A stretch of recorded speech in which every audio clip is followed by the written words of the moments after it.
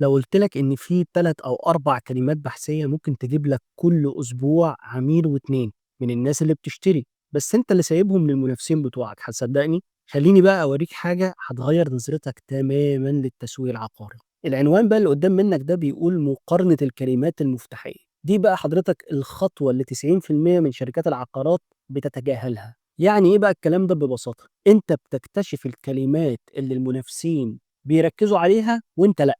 أو العكس، ممكن كلمات ما حدش واخد باله منها خالص من المنافسين وتخش أنت تبقى رقم 1 فيها. لأ ادّيني مثال بقى حي كده من السوق المصري عشان أفهمك. تخيّل بقى إن المنافس بتاعك بيركّز على كومباوندات جديدة في العاصمة الإدارية مثلًا، دي كلمة عليها منافسة شديدة جدًا، بس أنت بقى لمّا تعمل تحليل ومقارنة لأكتر من منافس، هتكتشف إن شقق بالتقسيط في العاصمة الإدارية عليها بحث كتير، بس المنافسة فيها أقل. وبكده أنت تقدر تستخدم الكلمة دي في الأول عشان تجيب عميل سريع وبيشتري. طيب إزاي أعمل ده؟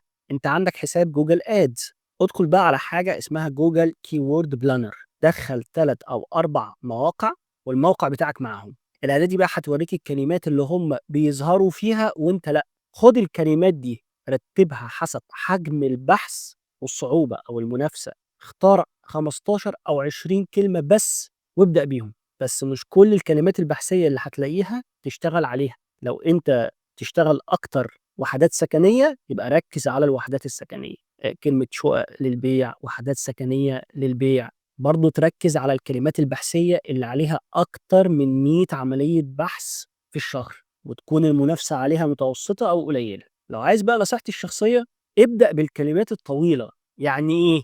يعني لو شقق للبيع بالتقسيط في الشيخ زايد ممكن تجيب لك عميل و2 و3، بس شقق 3 غرف للبيع بالتقسيط في الشيخ زايد دي بقى أسهل حاجة ممكن تبدأ بيها، لإن دي هتجيب لك عميل جاهز على الشرا وعايز ده، هو بيدوّر على شقة 3 غرف في المنطقة دي. يبقى أنت عندك شقق للبيع الشيخ زايد دي رقم 1، دي المنافسة هتلاقيها عالية أوي عليها، سيبها مبدئيًا يعني. رقم 2 شقق للبيع بالتقسيط في الشيخ زايد، برضه لو المنافسة عليها عالية انزل تحت شوية. شقق 3 غرف للبيع بالتقسيط في الشيخ زايد، ده واحد داخل عارف هو عايز إيه وكام غرفة بالضبط، ده عميل سهل جدًا وهتلاقيه جاي بيخلّص معاك.